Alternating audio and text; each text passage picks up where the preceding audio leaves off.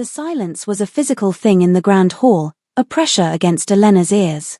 It was not the absence of sound, the air was thick with the murmur of voices, the rustle of silk against stone, the delicate clink of crystal goblets, but the absence of sound directed at her. She stood near a marble column, its cold seeping through the velvet of her gown, a fixed and pleasant smile on her face. It was the smile she had perfected over the past year, one that was meant to convey serene belonging, a queen at ease in her husband's court. The smile was a lie, and she felt its falsity like a mask tightening around her face. The vampire court of Ethelgard moved with a languid grace that was centuries old. The ladies, with their pale, luminous skin and eyes that held the depth of ancient nights, formed elegant constellations of conversation. They spoke of politics that predated her great-grandparents, of art commissioned by forgotten dynasties, of memories as sharp as the day they were formed 200 years ago. Their laughter was like the chiming of tiny, cold bells. When Elena approached, the constellations would subtly shift. A space would not be made. A conversation would not open to include her. Instead, the circle would seem to solidify, its edges becoming smooth and impenetrable. They would offer her polite nods, their smiles as thin as spun glass, before turning back to one another, their voices dropping just enough to exclude her once more. Tonight, Lady Serafina was holding court near the hearth, her silver hair braided with pearls. She was telling a story about the winter ball of 1288, and the other ladies listened, rapt. Elena knew better than to draw near. The last time she had, Serafina had paused, looked at her with a gaze of polite inquiry, and said, "Your Majesty," in a tone that was both a greeting and a dismissal. The conversation had then died, a candle snuffed out, until Elena had murmured an excuse and retreated. The moment her back was turned, the chiming laughter had resumed. It was not overt cruelty. It was worse. It was the quiet, constant, and complete certainty that she did not, and could not, belong. She was human. A fragile, fleeting creature whose heart beat a frantic, temporary rhythm in a hall of beautiful, silent predators. Her warmth was an intrusion in their elegant coolness. Her mortality was a subject of morbid curiosity, not shared experience. She took a sip of wine she did not want, the liquid cool against her throat. Her husband, King Sebastian, stood across the hall, deep in conversation with his military advisors. He was magnificent, his power a tangible aura that shaped the very air around him. He was a vampire, yes, but he was hers, and she was his. He loved her. She never doubted his love, which was a fierce and protective thing. But his love could not breach the walls of this court. He could command their loyalty, their obedience, their lives. He could not command them to like his human wife. He did not seem to understand the difference. He saw her at his side during official functions, saw the polite bows and formal greetings, and he believed she was accepted. He did not see the moments in between. He did not feel the weight of the silence. A space finally opened near her, and Lady Isolde, a younger vampire with eyes the color of twilight, turned. For a breathtaking second, Elena's heart lifted with a desperate flutter of hope. "Perhaps this time." "Your Majesty," Isolde said, her voice smooth. "That is a lovely color on you. Is it Valois silk?" "It is," Elena said, her smile feeling suddenly genuine. "A gift from my sister." "Ah, yes. Your human sister." The words were not unkind, but they landed like a stone, reminding her of the unbridgeable gulf. How quaint. Isolde's gaze drifted past Elena's shoulder, her attention already snared by another, more interesting conversation. The opening closed. The constellation reformed. Elena was alone again, an island in a sea of immortal faces. The ache of it was a familiar companion, a hollow space in her chest that no amount of royal privilege could fill. She was the Queen of Ethelgard, and she had never felt more profoundly, excruciatingly lonely. She remained by her column for another hour, a beautiful statue in a velvet gown, listening to the sound of a world to which she would never truly belong, the smile on her face a perfect, heartbreaking lie. From across the hall, Sebastian watched his wife. He saw the elegant line of her back, the gentle curve of her neck as she sipped her wine, the placid smile she offered to anyone who happened to glance her way. To most observers, she was the picture of regal composure. But Sebastian had spent a century learning to read the subtle currents of the living, and he had spent the last 2 years studying Elena. He saw the tension in her shoulders, the way her fingers gripped the stem of her goblet just a little too tightly. He saw the smile that never quite reached her eyes. Most of all, he saw the spaces around her, the empty air where conversation should have been, the subtle turning of backs, the polite but firm exclusion that followed her like a shadow. His jaw tightened. He loved her more than he had loved anything in his long, unchanging life. Her warmth, her vibrancy, her ridiculously fast-beating heart, it was all a kind of music to him, a song of life that had chased away the silent monotony of his own existence. Seeing her diminished by the cold civility of his court was a constant, grating irritation. He had tried addressing it. In the early months, he had made pointed efforts to draw her into conversations, placing a possessive hand on her waist and steering her toward a group. The ladies would pause, offer her their brittle smiles, and answer her questions with courteous brevity. But the moment his attention was diverted, the invisible wall would rise again. He could not stand beside her every second of every day. He knew the problem. They saw her as a curiosity, a temporary indulgence. A human queen. The very concept was an oxymoron to them. Queens were supposed to endure, to rule for centuries, to be partners in immortality. Elena was a summer rose in a forest of ancient oaks. They were not cruel to her, not in a way he could punish. They were simply waiting. Waiting for her to fade, to wither, to be replaced by someone more suitable, more permanent. Their politeness was a form of cruelty more insidious than any open insult. It was the slow, steady erosion of her spirit. He excused himself from his advisers, his mind churning. He could issue an edict, of course. You will include the queen. You will engage her in conversation. You will be her friends. The thought was absurd. Friendship could not be commanded. Forced companionship would be even more humiliating for her than this polite isolation. No, the solution needed to be more subtle. He needed to fix the symptom, because he could not, he believed, fix the cause. The cause was their nature, and hers. He could not make them see her as an equal, not truly. But he could alleviate her loneliness. He could give her a companion. His gaze swept the hall, cataloguing the faces, assessing. He needed someone intelligent, discreet, and in need of something he could provide. His eyes settled on Lady Cassandra. She was from an old but impoverished house, her family's lands having dwindled over the last century through a series of poor investments. She was clever, observant, and she kept to the fringes of the court's inner circle, making her less entrenched in its rigid hierarchies. She was also pragmatic. She would understand a transaction. The idea solidified, a perfect, logical solution. He would not be commanding friendship. He would be purchasing a service. The service of companionship. He would pay Lady Cassandra to seek Elena out, to engage her, to become her confidant. She would break the ice, and perhaps, once the other ladies saw Elena with a companion of their own kind, they would begin to thaw.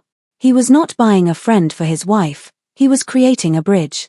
And once the bridge was built, it would stand on its own. It was a good plan. It was a kind plan.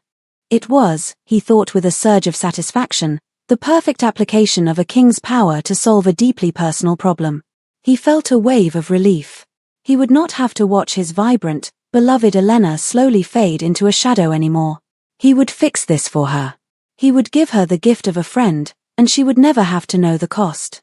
He would protect her from the ugliness of the transaction, and she would have only the beautiful result. It was his duty, as her king and as her husband, to solve her problems, even the ones she was too proud to name. The next evening, Lady Cassandra was summoned to the king's private study. The room was panelled in dark wood and smelled of old books and beeswax. Sebastian did not ask her to sit. He stood by the window, looking out at the moonlit gardens, his posture radiating an authority that needed no ceremony. Lady Cassandra, he began, his voice a low murmur. I have a matter of some delicacy I wish to discuss with you. Cassandra inclined her head. Your Majesty, she kept her expression neutral, her mind racing. A summons like this was unusual. She had done nothing to warrant the king's displeasure, nor had she done anything to earn his particular favor. It concerns the queen, he said, turning from the window. His eyes, the color of dark wine, were intense. I have observed that she finds the court difficult. She is isolated. It displeases me to see her so. Cassandra chose her words with care. Her Majesty is new to our ways. It takes time. Time is a luxury she does not have in the same measure as we do, Sebastian countered, his voice sharp with an emotion Cassandra couldn't quite place. It sounded like a mixture of love and frustration. I wish for her remaining time here to be happy. I wish for her to have a companion. A friend. He paused, letting the words hang in the air. The ladies of the court have been remiss in their duties of welcome. I require someone to rectify this oversight. Understanding began to dawn, cold and transactional. You require someone to befriend the Queen. Precisely, he said, a faint smile touching his lips, pleased with her quick grasp of the situation. I require you to seek her out. Engage her in conversation. Discover her interests. Accompany her on walks, take tea with her. Be the friend to her that the others have failed to be. The silence that followed was heavy with the unspoken part of the arrangement. Cassandra was a noble woman, but her family's poverty was a poorly kept secret. Friendship was not a service one typically offered for hire. As if reading her thoughts, Sebastian moved to his desk and opened a heavy ledger.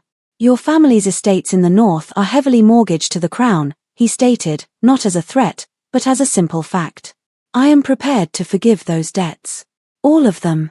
Furthermore, a generous stipend will be settled upon your house, sufficient to restore it to its former standing. The offer was staggering. It was freedom. It was the restoration of her family's honor. It was a fortune that would change the course of her life. All for talking to a lonely girl. It felt both absurdly simple and profoundly complicated. She must never know, Sebastian added, his voice hardening. This is a private arrangement between you and me. To her, you will be a new friend, nothing more. If she were ever to learn of this, it would cause her a pain I cannot countenance. Your discretion must be absolute. Do you understand? Cassandra felt a flicker of something uncomfortable, a distaste for the cold mechanics of the deception. She was to be a paid performer in the theater of the Queen's happiness. But then she thought of the debts, of her family's quiet desperation, of the crumbling manor she called home. The choice was not a choice at all. I understand completely, Your Majesty, she said, her voice steady. You have my word. The Queen will have a friend. The first approach happened 2 days later, in the Royal Library. Elena was searching for a book of herbal remedies, the quiet solitude of the shelves a welcome respite from the court's whispering judgment. She felt a presence and turned to see Lady Cassandra standing a few feet away, a hesitant smile on her face. Your Majesty, Cassandra said with a slight curtsy. I hope I am not disturbing you. Not at all, Lady Cassandra, Elena replied, her own smile polite but guarded. She prepared herself for the usual brief, hollow exchange. But Cassandra did not retreat. Instead, she gestured to the book in Elena's hand.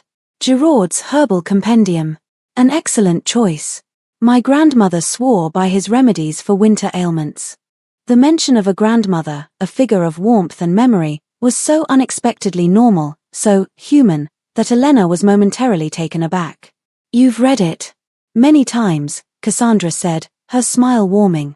Though I confess my own attempts at herbalism usually result in something that smells vaguely of burnt cabbage.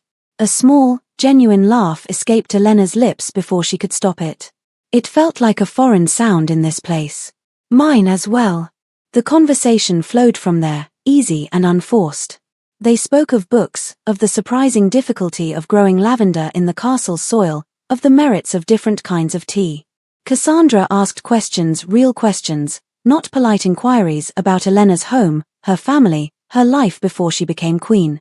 Elena found herself answering, the words tumbling out as if a dam had broken. For the first time, someone in this court seemed to see her not as a human curiosity or a political symbol, but as a person. When they parted an hour later, Elena felt a lightness in her chest she hadn't realized was missing. It was the fragile, tentative fluttering of hope. Perhaps, she thought, she had been wrong. Perhaps all it took was one person willing to build a bridge. Over the next few weeks, Cassandra became a quiet fixture in Elena's life. She would appear in the tapestry room to admire Elena's work, her presence a silent companionship that was more comforting than any amount of conversation. They took to walking in the gardens in the afternoons, the crisp autumn air a refreshing change from the stuffy formality of the castle. Cassandra had a dry wit and a keen eye for the absurdities of court life, and her quiet observations often made Elena laugh until her sides ached. For Cassandra, the first few encounters were a performance. She kept a mental checklist: ask about the Queen's day, share a personal but inconsequential anecdote, offer a compliment, suggest a shared activity. She was an actress, and the Queen's slow-blooming happiness was a sign of her success. The initial payment from the king had cleared her family's debts, and the relief was so profound it almost absolved her of the guilt. Almost. But a strange thing began to happen. The performance started to feel less like a performance. She found she was genuinely interested in the complex stitches of Elena's tapestry. She truly enjoyed the scent of the late-blooming roses in the garden. Elena's laugh, once just a target metric for her success, became a sound she actively sought to hear, a warm, bright thing in the cold elegance of the castle. One afternoon, as they sat by the fire in Elena's private chambers, a heavy rain lashing against the windows, Elena spoke of her younger sister, Beatrice. She described their childhood, the silly games they played, the fierce loyalty they shared. As she spoke, her face softened, her guard completely down. There was a vulnerability in her expression, a deep well of love and homesickness that she rarely allowed anyone to see. "I miss her terribly," Elena confessed, her voice barely a whisper. "Sometimes I feel as though a part of myself is missing, left behind in another country." In that moment, looking at the Queen's unguarded face, Cassandra felt a sharp, painful pang in her chest. It was not pity. It was empathy. The calculated deception she was engaged in suddenly felt monstrous. This good, kind, lonely woman was pouring her heart out to someone whose very presence was a paid transaction. The stipend the king provided felt like 30 pieces of silver, heavy and cold in her conscience. She was not just a companion, she was a lie made flesh, and Elena was building her happiness on that treacherous foundation. "I'm sure she misses you just as much," Cassandra managed to say, her own voice thick with an emotion that was entirely unfeigned. The guilt was no longer a flicker, it was a steady, burning flame. She had been hired to alleviate the Queen's loneliness, but she was now its most intimate and terrible architect. The friendship, for Elena, was a season of impossible warmth in a land of perpetual frost. 6 months passed, melting into a gentle rhythm of shared days. The long, empty hours that had once stretched before her were now filled with the comfortable presence of a friend. The silence of her chambers was now broken by Cassandra's wry commentary on a new courtier's unfortunate choice of doublet, or the soft rustle of pages as they read companionably by the fire. The polite, impenetrable walls of the court no longer seemed so high, because she had someone to stand with her inside them. Her smile was no longer a mask. It was real. Her laughter, once a rare and startled thing, became frequent and easy.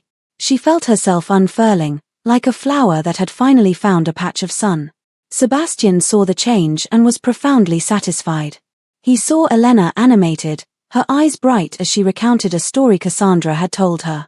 He saw them walking in the gardens, their heads bent together in conversation. His plan had worked. His wife was happy. The cost was a secret he would gladly bear for her. He saw nothing of the shadow growing in Cassandra's heart. That shadow was becoming a suffocating weight. Every genuine smile from Elena was a fresh indictment. Every shared confidence was a twist of the knife. The friendship, for Cassandra, had ceased to be a job. It had become real. She cared for Elena, deeply and truly. She admired her resilience, her quiet grace, her unwavering kindness in the face of so much coldness. She loved her. And that love made the lie unbearable. The guilt manifested in small ways at first. A hesitation before answering a question.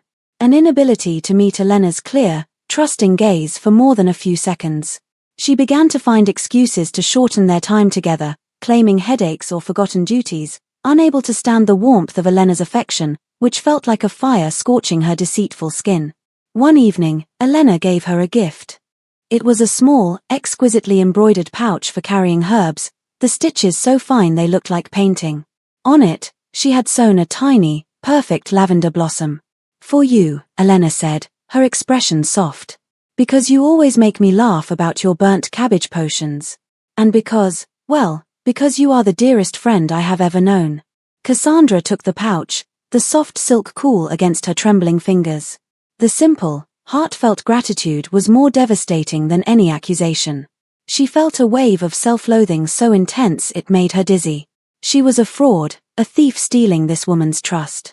The king's gold had bought her family's future, but it had cost her integrity, her honor, and now, it was poisoning the only true friendship she had found in this cold, heartless court. She knew she had to confess. The lie was a cancer, and it would eventually destroy everything. It was better to cut it out, no matter how much it hurt, than to let it fester. The thought of Elena's face when she learned the truth was a torment, but the thought of continuing the deception was a hell she could no longer endure. She had to tell her. It was the only honorable thing left to do. 2 weeks after the gift of the embroidered pouch, a period during which Cassandra's guilt had become a constant, physical ache, she sought out the king. She found him in the armory, inspecting a newly forged sword, the firelight gleaming on his dark hair. "Your Majesty," she said, her voice strained. "I must speak with you." Sebastian looked up, his expression one of mild surprise. He set the sword aside. "Lady Cassandra, is there a problem?"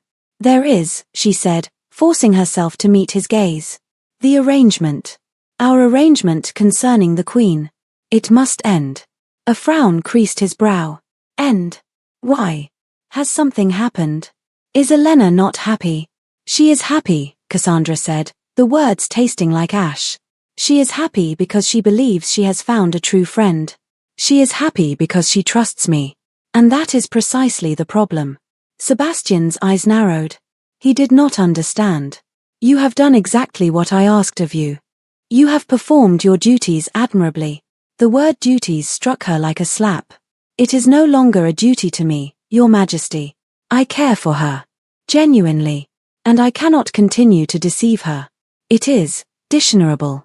It is cruel. She deserves the truth." "The truth?" Sebastian's voice was dangerously low. "The truth is that my wife was miserable, and now she is not. The truth is that my court shunned her, and you have given her solace. The truth is that revealing the mechanics of that solace would destroy her. It would not be a kindness, Lady Cassandra. It would be an act of profound cruelty." He truly believed it. He saw the situation with such infuriating, masculine logic. Problem, loneliness. Solution, companionship. Result, happiness. He saw the revelation of his methods as an unnecessary complication that would undo the successful outcome.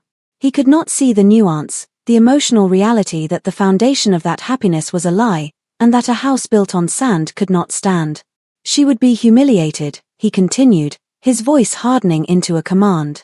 "She would believe her loneliness was so pitiful that I had to purchase a companion for her. She would think that the friendship she treasures was nothing more than a transaction. It would break her heart, and it would break her pride. Is that what you want?" "What I want," Cassandra countered, her voice trembling with the force of her conviction, "is to stop lying to the person I care about most in this world. She has a right to know who her friends are. Truly are. Her friends."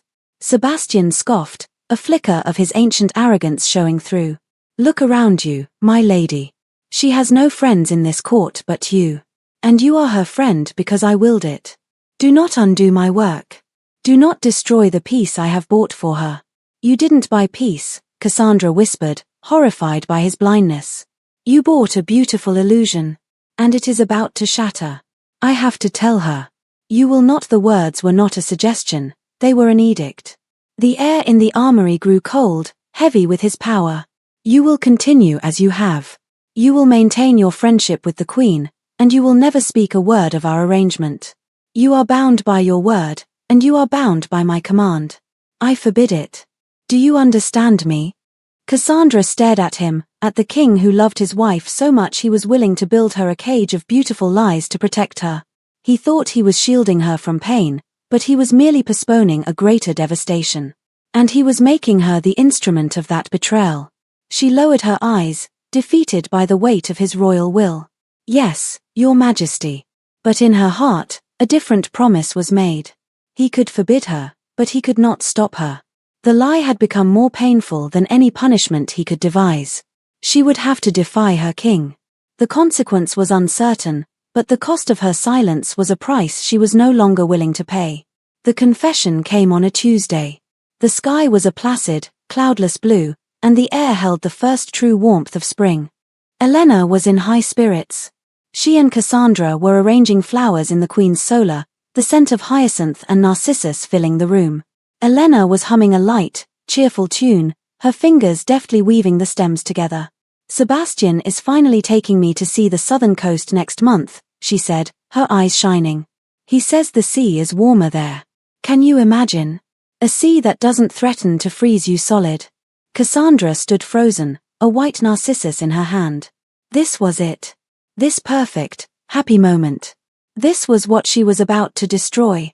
Her heart hammered against her ribs, a frantic, trapped bird. She could not do it. She could not. "That's wonderful, Elena," she said, her voice sounding thin and strange to her own ears. Elena turned, her smile faltering as she saw Cassandra's expression. "Cassandra, what is it? You look as though you've seen a ghost." Cassandra's throat closed. The king's command echoed in her mind. "I forbid it." But then she saw Elena's face, so full of open, honest affection, and the lie was a physical weight in her stomach. "Elena, there is something I must tell you." She led her to the settee by the window, her hands icy cold despite the sunlight streaming in. Elena sat, her expression shifting from concern to confusion. Cassandra did not sit. She knelt on the floor before her friend, an act of supplication, of preemptive penance. "Whatever it is, you can tell me," Elena said softly, placing a hand on Cassandra's arm. The touch was warm and trusting. It was unbearable. Cassandra took a deep, shuddering breath. "Our friendship," she began, the words tearing their way out of her. The way it began, it was not by chance. Elena's brow furrowed. "What do you mean?" "The king," Cassandra whispered, unable to look up from the floor. "He saw that you were lonely. He wanted to help. So he summoned me." The silence stretched, thick and suffocating. Elena's hand was still on her arm, but it felt heavier now, its warmth gone. "He summoned you?" Elena repeated, her voice a careful, neutral tone. "He offered to forgive my family's debts. To restore our fortunes." Cassandra forced herself to look up, to meet Elena's eyes, to let her see the wretched truth on her face. "He paid me, Elena. He paid me to be your friend." The words fell into the sunlit room and shattered the world. Elena's hand drew back from her arm as if it had been burned. The color drained from her face, leaving her skin as pale as marble. She stared at Cassandra, her eyes wide with a dawning horror that was far worse than the anger Cassandra had expected. "Paid," Elena said. The word was not a question. It was a statement. A final, dead thing. At first, Cassandra rushed to explain, tears streaming down her face now. "Only at first. Elena, you must believe me. It became real. Everything we shared, the laughter, the walks, all of it, it became real for me. I care for you more than I can say. I tried to tell the king, I begged him to let me end the arrangement, to let me tell you, but he forbade it. He thought he was protecting you." But Elena wasn't listening to the desperate justifications. Her mind had seized on the core, inescapable fact. Purchased companionship. She was paid. The entire time. The last 6 months of her life, the first happiness she had known in this kingdom, had been a lie. A transaction. A service rendered. Her loneliness had not just been observed, it had been diagnosed as a problem and solved with coin. She was not a person to be known, but a predicament to be managed. The shame was a physical sensation, a hot, creeping tide that rose from her stomach to her throat, choking her. She felt pathetic. A creature so pitiable, so unable to inspire genuine affection, that her husband had to hire someone to tolerate her company. Every shared laugh was now a performance. Every moment of comfortable silence was a paid duty. The beautiful, embroidered pouch in Cassandra's possession was a tip for a job well done. The devastation was absolute. It was not just the betrayal of a friend, it was the confirmation of her deepest, most painful insecurity, that she was fundamentally unlikable, an outsider who could not earn a place on her own merits.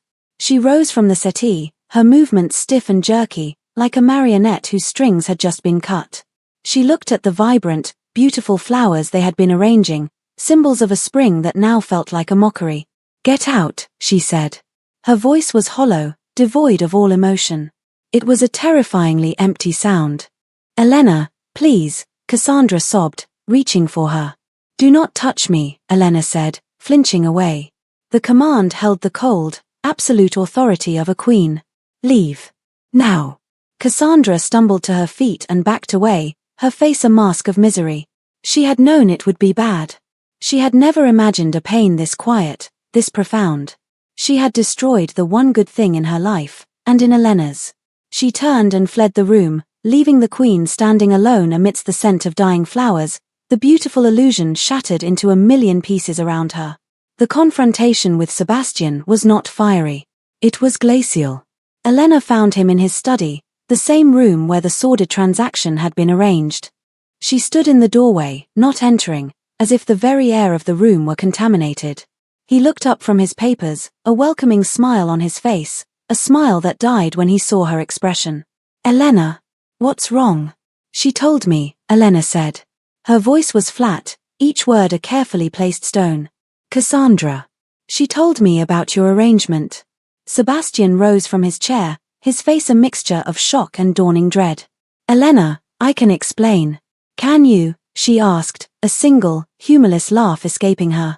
"Can you explain why you thought the appropriate response to my loneliness was to purchase a companion for me, as one might buy a lapdog to keep a child from being bored? Did you think so little of me? Or did you think so little of friendship itself?" "I was trying to help," he insisted, his voice rising. He took a step toward her, but she held up a hand, and he stopped. The gesture was a wall between them. "I saw you were unhappy. I saw how they treated you. I couldn't bear it. I did it because I love you." "No," she said, and the quiet certainty in that single word silenced him. "You did it because you could not bear the inconvenience of my unhappiness. You saw a problem and you threw money at it, because that is what kings do. You did not try to understand the problem. You did not try to fix the reason I was lonely.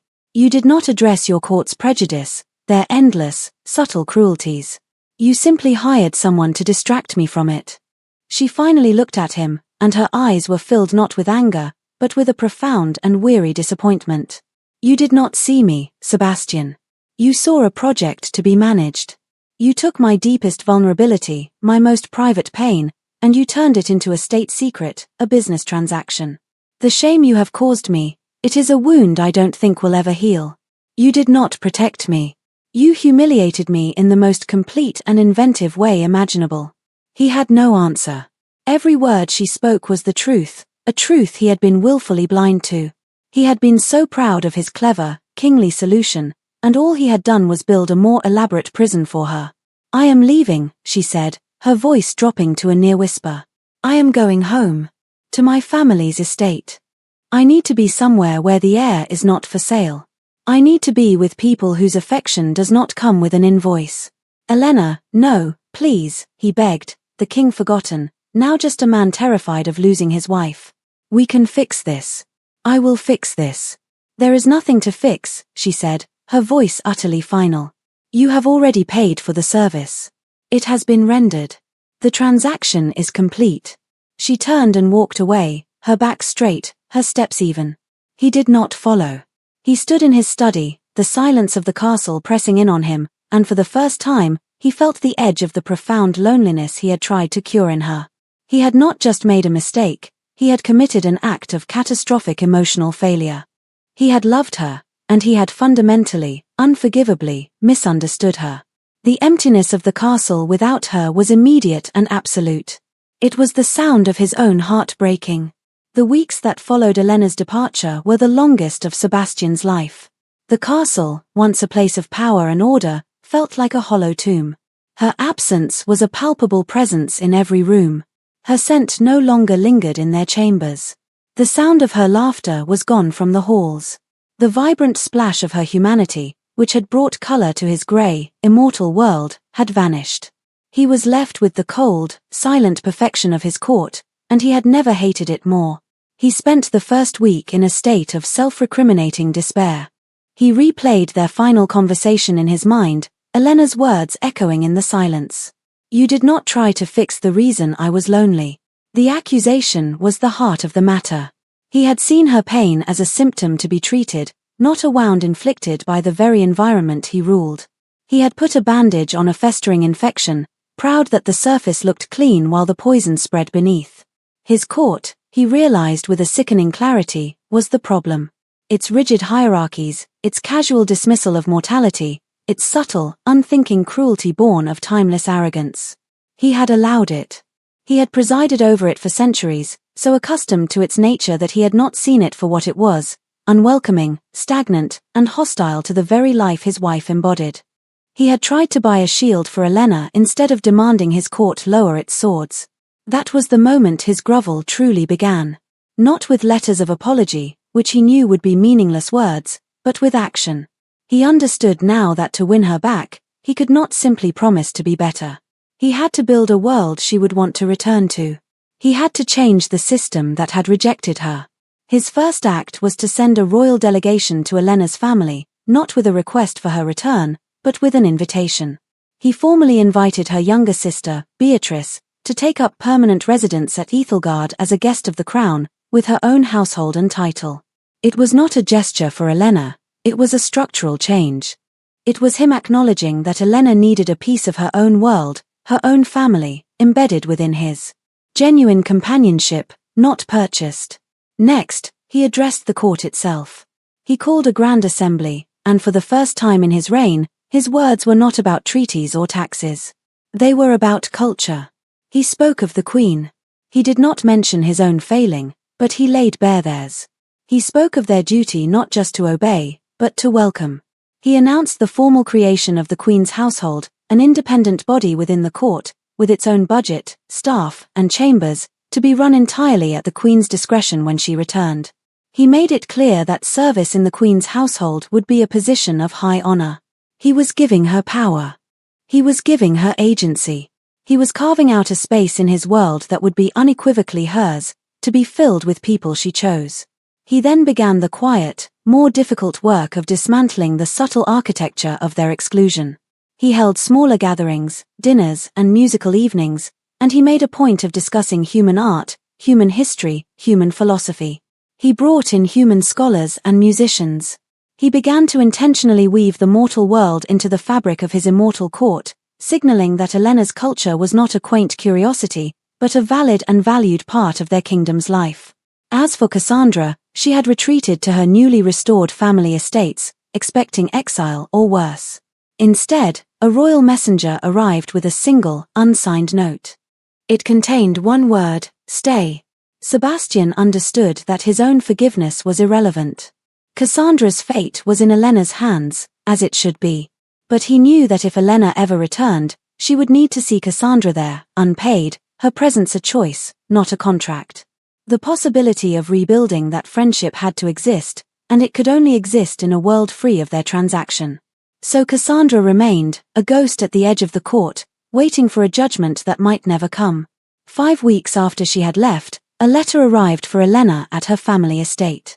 It was not a plea for her return. It was a simple, factual account from her sister, Beatrice, who had arrived at Ethelgard a week prior. Beatrice wrote of the king's kindness, of the beautiful chambers she had been given, of the strange but earnest efforts the vampire courtiers were making to speak with her. She wrote of a court in the midst of a quiet, seismic shift. She ended the letter with a simple line: "It is different here now, Elena. I think you would like it." It was the first crack in the wall of Elena's grief. He hadn't just apologized. He had listened. He had understood. He had started to change the world that had hurt her. 6 months after her departure, Elena returned. She did not arrive with the fanfare of a returning queen, but quietly, at dusk, with a small retinue.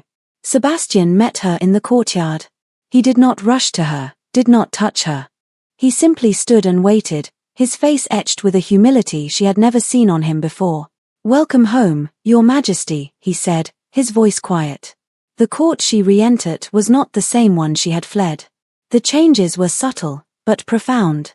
At the welcome dinner that evening, Lady Seraphina, the same woman who had once silenced a room with her dismissal, approached her. She did not offer a hollow compliment, but asked a thoughtful question about a book of poetry from Elena's homeland that the king had recently introduced to the royal library. The conversation was not effusively warm, but it was respectful. It was genuine. She saw her sister, Beatrice, seated not at a forgotten corner table but in a place of honor, laughing with one of the younger vampire lords. She looked happy. She looked like she belonged. And in the corner of the room, standing alone, was Cassandra. She was paler, thinner, but she was there. She met Elena's gaze for a brief second, her eyes filled with a mixture of hope and fear, before looking away. She was not part of the receiving line. She made no move to approach. Her presence was a silent question, not a demand. After the dinner, Sebastian walked with her to the newly appointed chambers of the Queen's household. It was a magnificent suite of rooms, larger and more beautiful than her old ones. "This is yours," he said simply. "To staff as you see fit. To run as you wish." Beatrice has already been helping with the preparations. He gestured to a small desk, on which sat a list of names, human and vampire alike, candidates for her new staff. "The choice is yours. Completely." Elena looked around the room, at the tangible evidence of his work. He had not tried to erase his mistake. He had tried to build a better world in its place. He had not just asked for forgiveness, he had done the work to earn it. He had finally understood that her belonging was not something he could purchase for her, but a reality he had to construct with her. He had changed the system. "Thank you, Sebastian," she said, and the words were not forgiveness, not yet, but they were the beginning of it. They were an acknowledgement. An opening. He nodded, accepting the gift of that small beginning. "She is waiting in the gardens," he said softly. "If you wish to see her." He left her then, giving her the space to make her own choice. Elena stood for a long moment, then walked to the balcony, looking down into the moonlit gardens. She saw a lone figure standing by the rose bushes. Cassandra. Elena walked down the stone steps into the cool night air. Cassandra saw her and tensed, looking as if she might bolt. Elena stopped a few feet away from her. The silence between them was heavy with 6 months of pain and regret. "The pouch you were given," Elena said, her voice even. "It was a gift. For a friend." Cassandra flinched, but she did not look away. "I know. Friendship cannot be bought," Elena continued, "and it cannot be commanded. It must be chosen. Freely." Tears welled in Cassandra's eyes. "I know that now," she whispered. "I am so sorry, Elena. More than words can say." Elena looked at her for a long time, at the genuine remorse etched on her face. The betrayal had been real. The pain had been immense. But the care, she realized now, had also been real, trapped and twisted within the lie, but real nonetheless. Here, in this new court, on this new ground, perhaps something honest could grow. "My sister tells me the lavender in the north garden is struggling," Elena said, her voice softer now. "She thinks the soil is wrong. I thought, perhaps, we could look at it together tomorrow. If you are not otherwise engaged." Relief and disbelief warred on Cassandra's face. A tentative, watery smile touched her lips. "I am not engaged. I would like that very much." It was not absolution. It was not a return to what they had been. It was something far more precious. It was a chance to begin again, on a foundation of truth. Elena turned and walked back toward the castle, toward the husband who was finally learning how to be her partner, toward the sister who was a piece of her own heart, and toward a future where she might, at long last, truly belong. The healing would be slow, but for the first time, it felt possible. The silence of the court was no longer a wait, but an quiet space, waiting to be filled with a new and better kind of sound.